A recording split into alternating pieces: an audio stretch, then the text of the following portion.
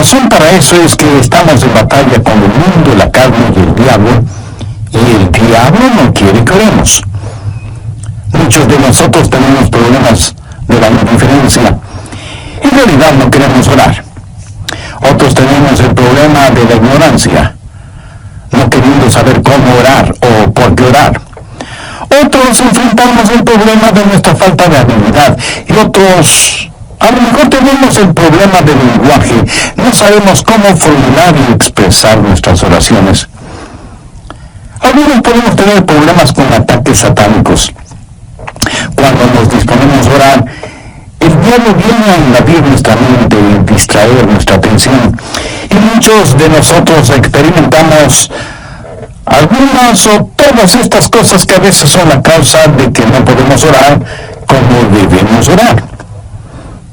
Dios sabe esto y nos ha dado a alguien para que nos ayude en nuestra vida de oración. Ese alguien es el Santo Espíritu de Dios. Veamos Romanos 8, versos 26 y 27. Y de igual manera el Espíritu nos ayuda en nuestra debilidad, pues qué hemos de pedir y cómo conviene no lo sabemos. Pero el Espíritu mismo intercede por nosotros con gemidos indecibles.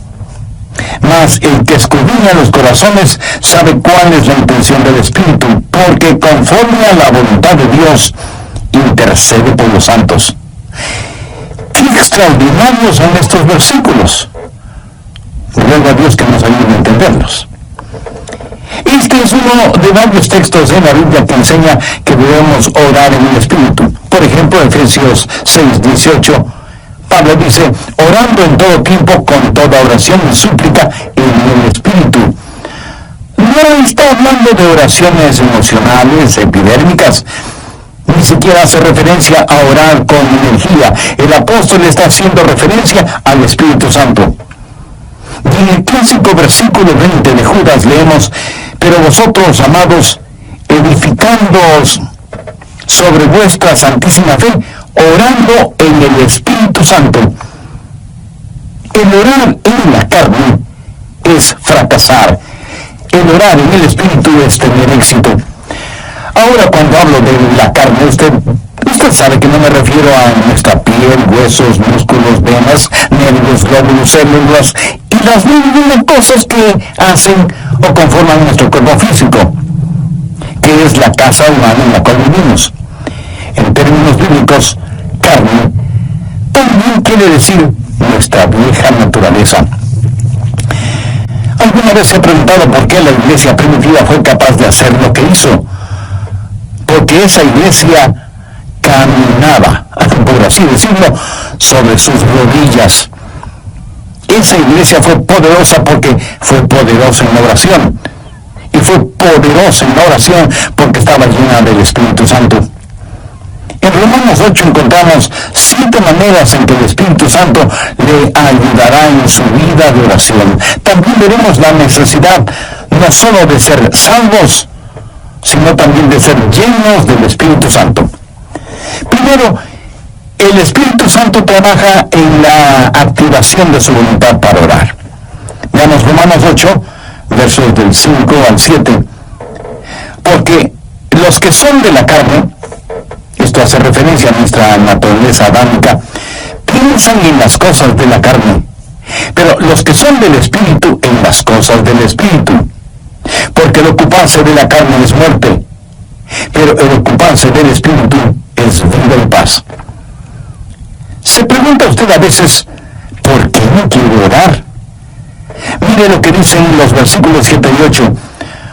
Por cuanto los designios de la carne son enemistad contra Dios, porque no se sujetan a la ley de Dios, ni tampoco pueden.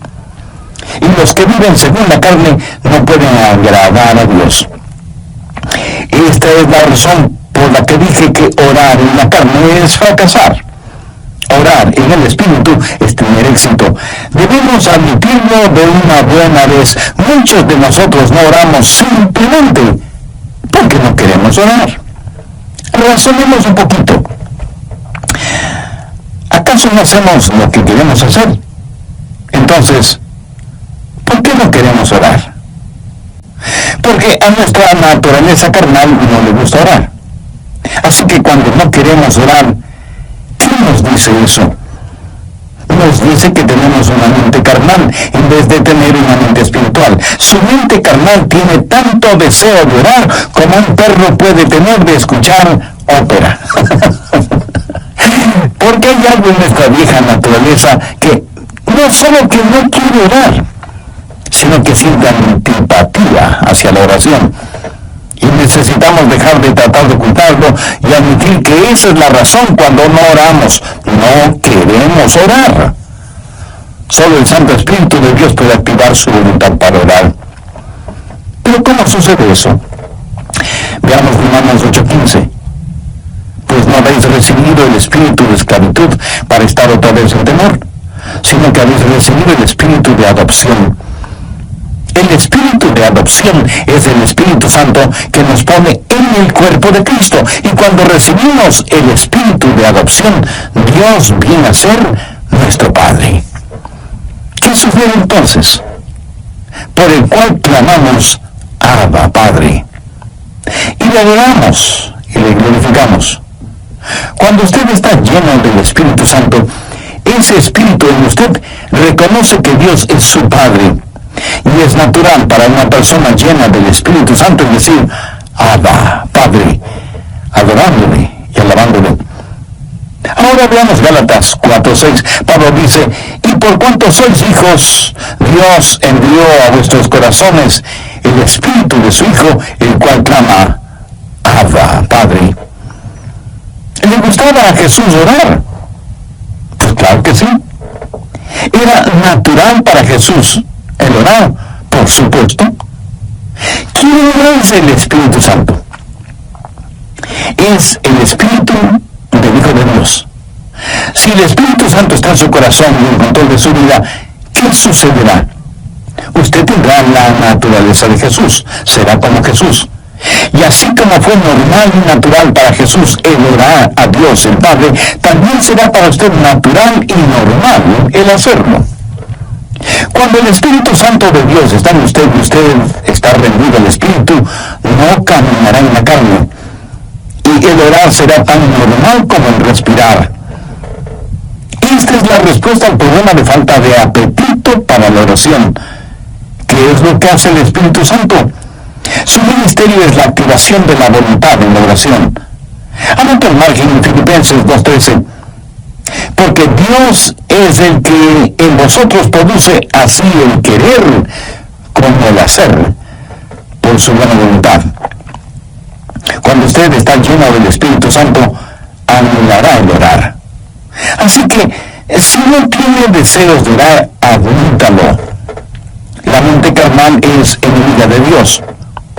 Por eso, el primer ministerio del Espíritu Santo es la activación de nuestra voluntad para orar en el Espíritu. Porque Dios es el que en vosotros produce así el querer como el hacer por su buena voluntad.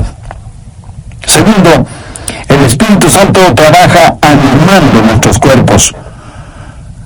Cuando usted ora, se siente cansado, adormecido, con pereza, no puede concentrarse y su mente divaga. Y aunque usted no lo admita, sabe que esto es verdad, pero ¿por qué? Porque no solo tenemos problemas con nuestra voluntad, sino también con nuestros cuerpos. Por eso el Espíritu Santo no solo activará nuestra voluntad, sino que también animará nuestro cuerpo. Ahora no estoy diciendo que cada vez que usted se siente cansado es un pecado o que está fuera de la voluntad de Dios. No. Hay un descanso que es legítimo. Aún Jesús les dijo a sus discípulos que descansaran por un momento. Y el mismo Señor Jesucristo una vez estuvo tan cansado que se quedó dormido en un barco en medio de una tormenta. De hecho, qué estupendo es estar cansado para poder dormir profundamente. ¿No le parece? Pero a veces cuando va a orar comienza a bostezar, se siente medio dormido y su mente no puede concentrarse en la oración.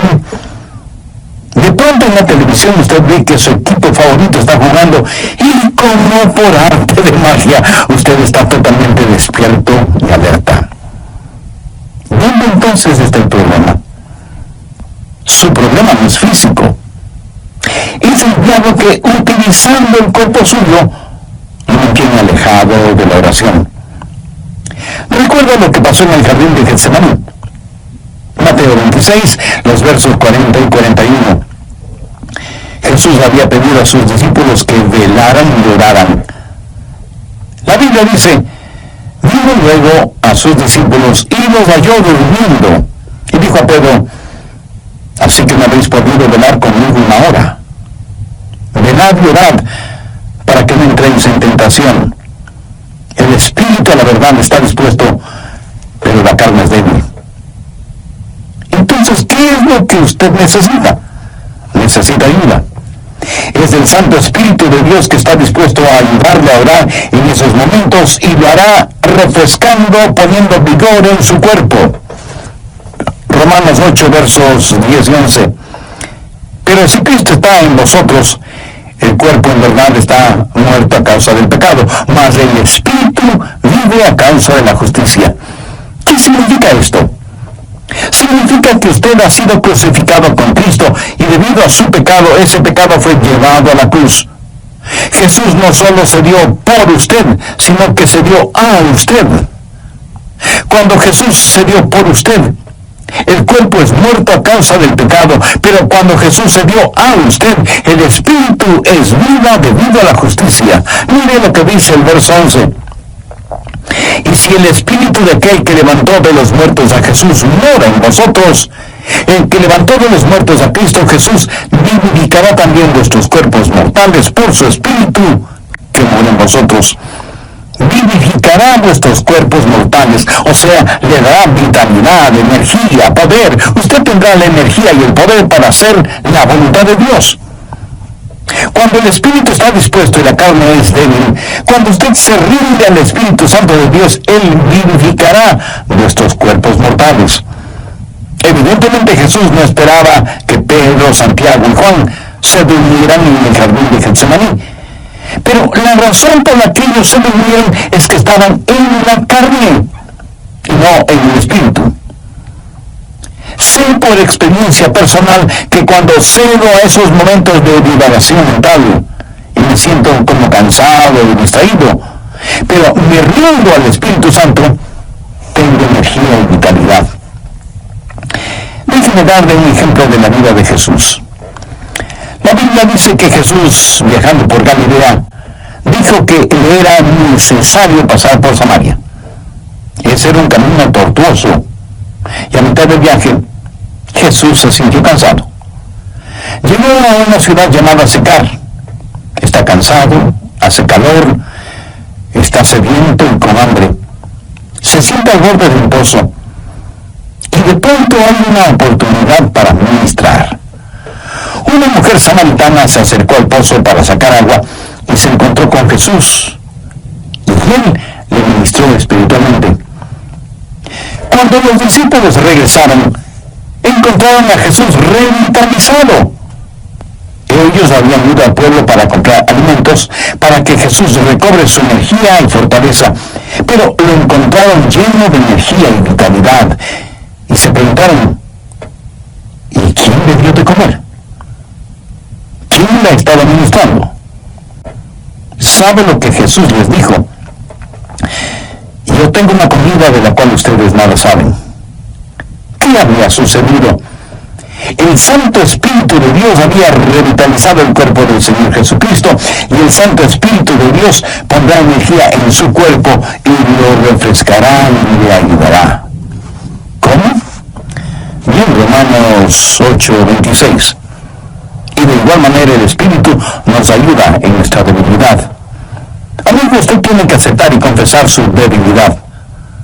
No lo niegue, porque eso es algo que no se puede negar. Bueno, sí se puede negar, pero no se debe negar.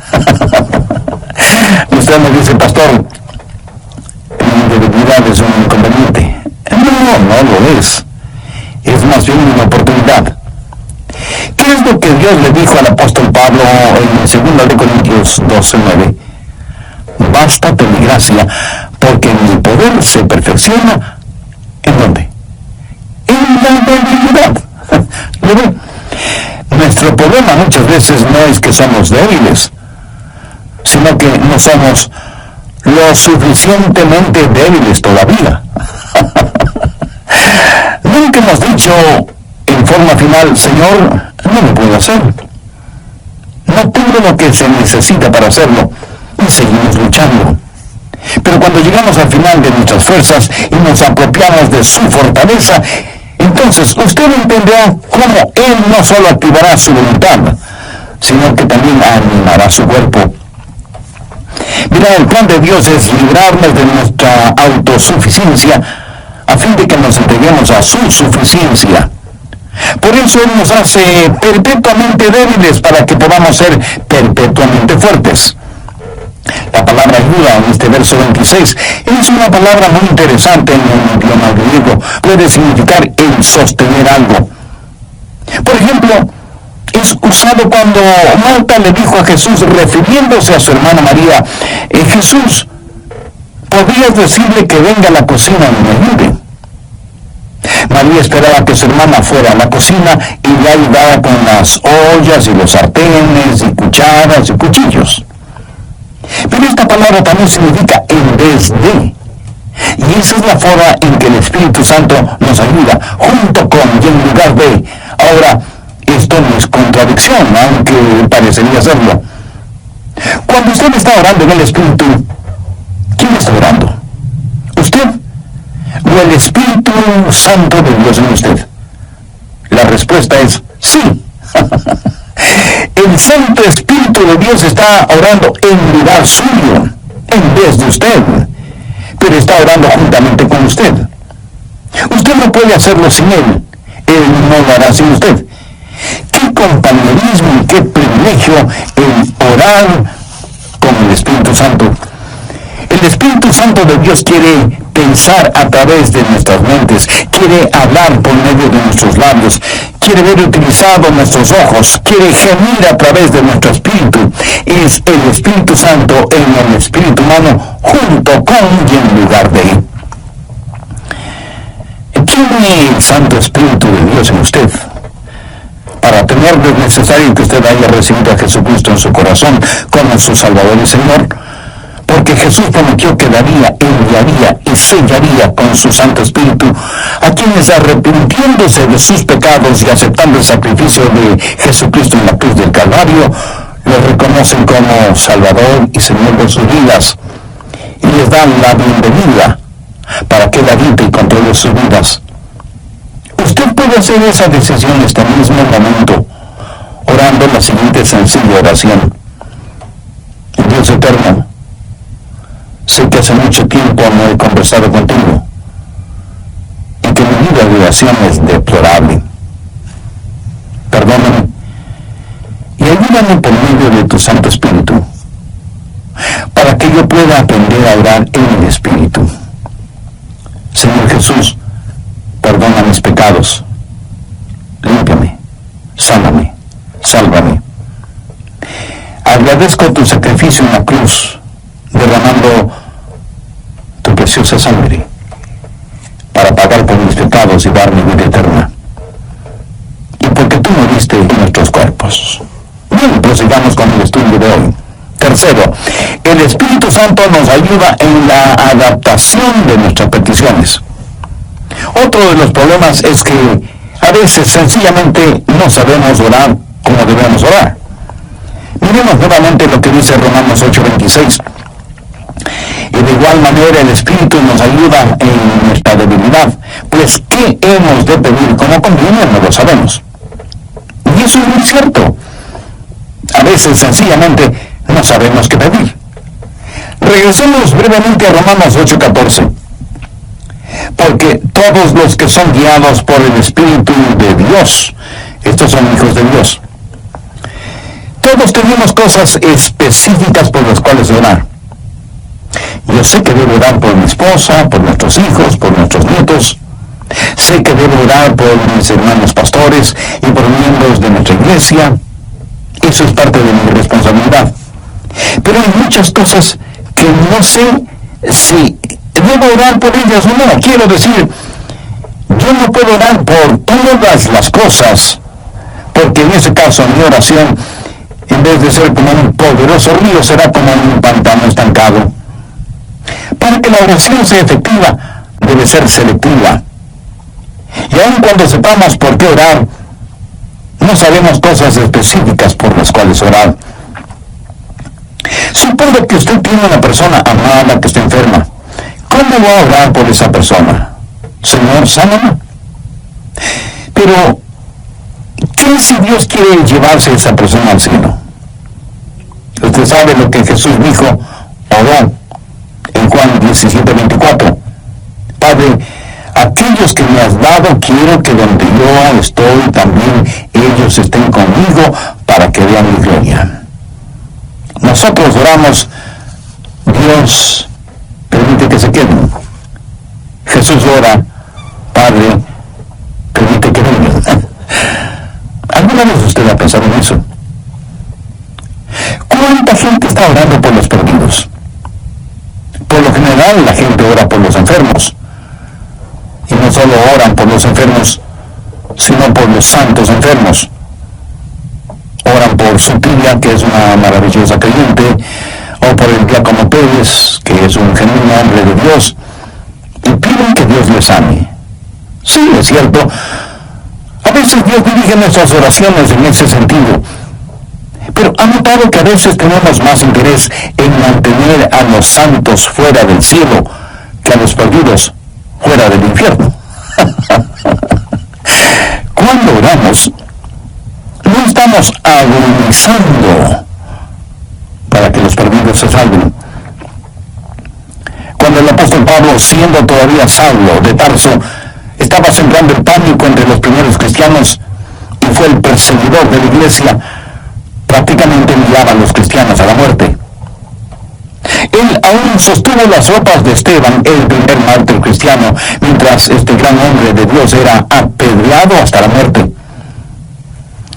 ¿Se imagina esos preciosos hermanos y hermanas de la iglesia primitiva sufriendo el odio de Saulo de Tarso, perseguidos, echados en las cárceles, muchas veces asesinados? ¿Se imagina esos creyentes orando: Señor, Saulo es un archienemigo de tu iglesia, ten la bondad de eliminarlo? Pero Dios no eliminó a Saulo, más bien lo salvó y lo convirtió en el gran apóstol Pablo. Permítanme ilustrar este punto. Cerca de su casa seguramente hay un poste de luz, y casi en la punta tiene un transformador que recibe un alto voltaje. Increíble. De ese transformador sale energía eléctrica para su casa, y esa energía eléctrica sirve para que usted encienda las luces de casa y ponga a funcionar todos sus electrodomésticos y equipo electrónico. Esa corriente eléctrica también le sirve para que usted pueda poner un par de rebanadas de pan en la tostadora que quedan doradas y calientitas. Ahora, escúcheme. Si el alto voltaje no pasara primero por el transformador y estuviera conectado directamente a la tostadora, su tostadora sería la tostada. El alto voltaje es controlado en el transformador. Es la misma energía, pero transformada. Escúchenme. El Santo Espíritu de Dios es como el transformador. Toma nuestras oraciones. Dios ve nuestro corazón y es el mismo Espíritu que hace intercesión por nosotros de acuerdo a la voluntad de Dios.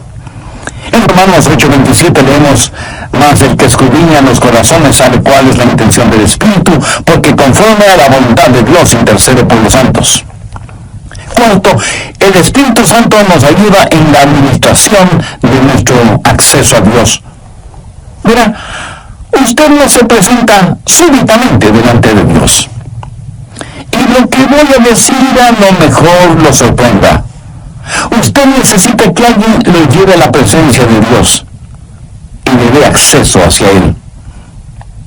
lo que dice Romanos 8, 14, 15.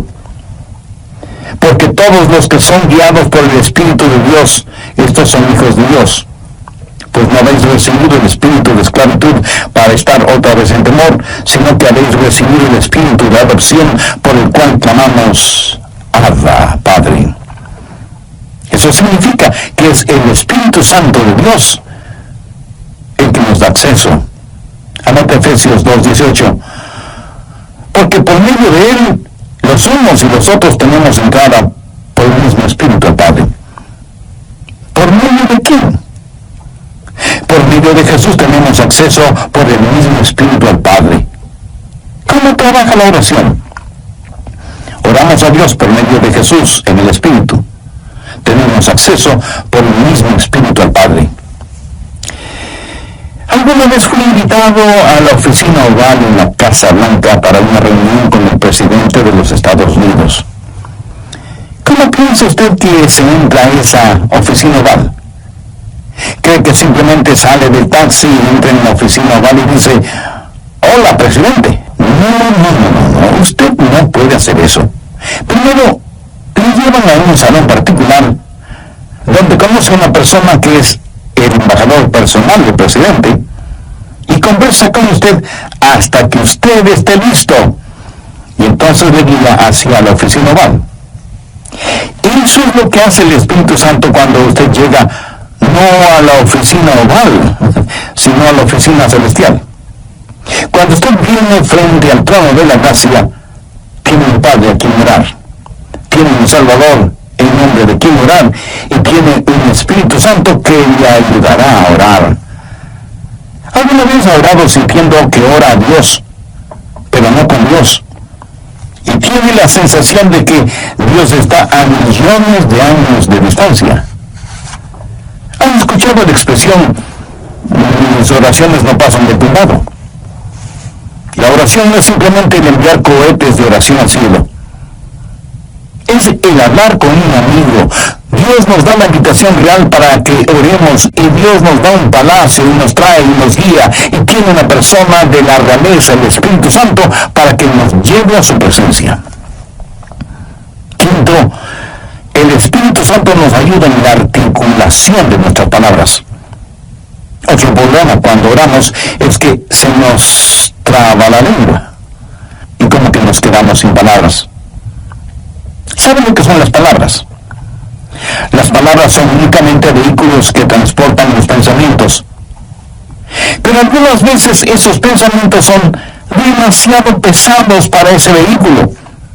A veces esos pensamientos son tan profundos, tan grandes, tan imponderables, que no sabemos cómo expresarlos con palabras. Es entonces cuando necesitamos estar orando en el Espíritu. Veamos Romanos 8:26, la parte final del versículo. Pero el Espíritu mismo intercede por nosotros con gemidos indecibles. Cuando nuestros pensamientos son tan profundos que no podemos expresarlos con palabras, entonces el Espíritu Santo le dice a Dios lo que nosotros no podemos verbalizar. ¿Sabe usted que hay una manera de orar sin palabras? De acuerdo al versículo que acabamos de leer, ¿quién es el que emite gemidos indecibles? Es el Espíritu Santo fundido con el espíritu humano. La palabra gemido en el original significa dolores de parto. Si alguna vez ha estado cerca de una mujer que está dando a luz, la habrá escuchado dando gemidos de parto. Pero ¿sabe qué es ese gemido? Es un gemido de dolor transfigurado por la esperanza. Y eso es exactamente lo que es la oración, dolor transfigurado en esperanza. Romanos 8:22 dice, porque sabemos que toda la creación gime a una, y aún está con dolores de parto hasta ahora. Ahora, note lo que dice el verso 23. Y no solo ella, sino que también nosotros mismos, que tenemos las primicias del Espíritu, nosotros también gemimos dentro de nosotros mismos, esperando la adopción, la redención de nuestro cuerpo. Nuestros cuerpos aún no han sido redimidos. Nuestra alma ha sido redimida.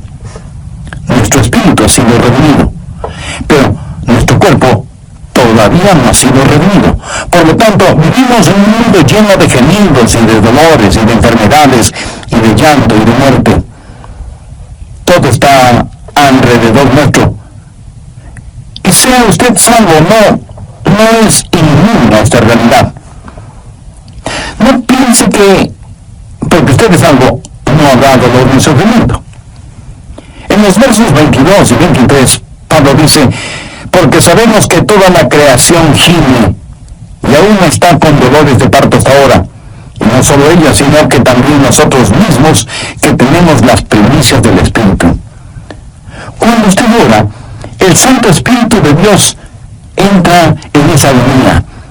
Y así como Jesús lloró en Getsemaní, en sus horas más oscuras y profundas, usted sentirá cómo el Santo Espíritu se junta con su Espíritu en oración silenciosa y con gemidos tan intensos que no pueden ser escuchados. Si usted nunca ha experimentado esto, entonces usted no sabe lo que es en realidad orar. Pero llegará un momento en que lo sepa, cuando no tenga ni la menor idea de qué hacer o de qué decir. Entonces será cuando el Santo Espíritu de Dios se fundirá con su Espíritu y le ayudará, no solo en la administración del acceso a Dios, sino también en la enunciación de sus deseos. Y Dios sabe lo que significa eso, aun cuando usted no diga una sola palabra. ¿No es eso maravilloso? Sexto, la declaración de nuestra confianza viene del Espíritu Santo. Romanos 8, versos 26 y 27. Y de igual manera el Espíritu Santo nos ayuda en nuestra debilidad, pues ¿qué hemos de pedir cuando no conviene? No lo sabemos. Pero el Espíritu mismo intercede por nosotros con gemidos indecibles. Mas el que escudriña los corazones sabe cuál es la intención del Espíritu, porque conforme a la voluntad de Dios intercede por los santos.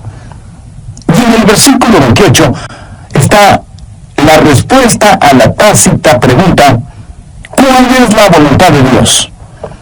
Y sabemos que a los que aman a Dios, todas las cosas les ayudan a bien. Esto es, a los que conforme a su propósito.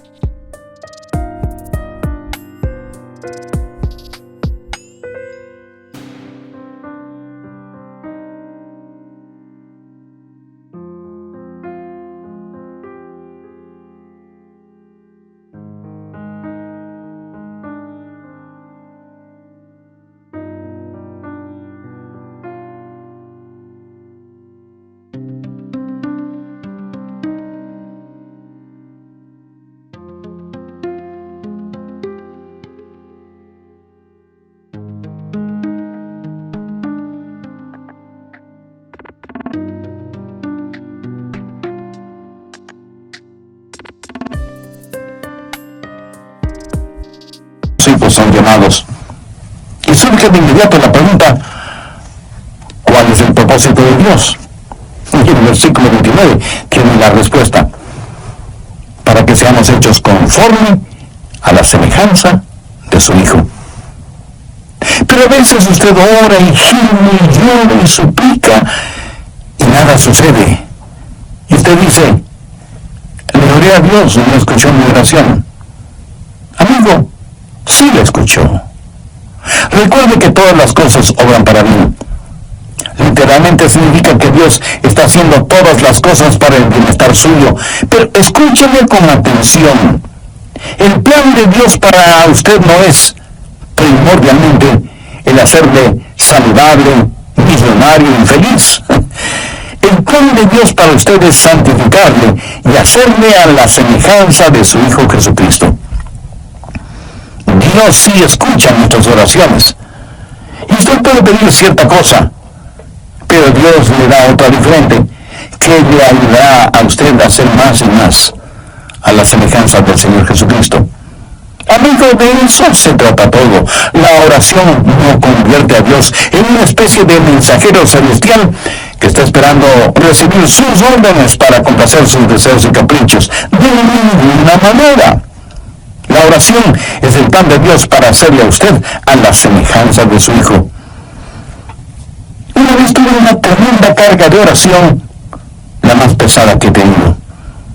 Llegué al punto no solo de pedirle a Dios, sino de gritarle a Dios, no por falta de respeto, sino más bien motivado por la desesperación, no en forma desafiante, sino angustiada. Le dije: Señor, ¿dónde estás que no me escuchas? ¿Sabe lo que Dios hizo? Claramente escuché su voz en mi mente cuando me dijo: Adrián, he escuchado tu oración. Me ocuparé del asunto. No me dijo cómo, solamente me dijo que no me preocupara, que Él se encargaría de todo. Ese es el significado de Romanos 8:28, y sabemos que a los que aman a Dios todas las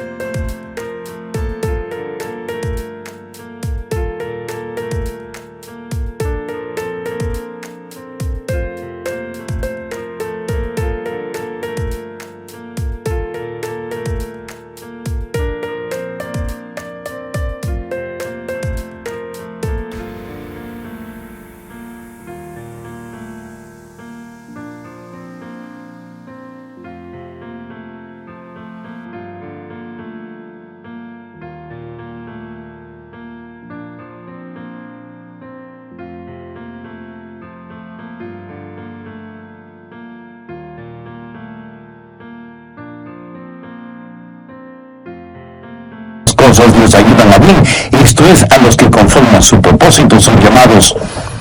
Esa es una declaración de nuestra confianza. Séptimo, cuando oramos en el Espíritu, hay una amplificación de nuestra victoria. Permítame que le diga un secreto. Al diablo no le gusta que usted ore. Miremos lo que dice Romanos 8, 31 y 32. ¿Qué pues diremos a esto?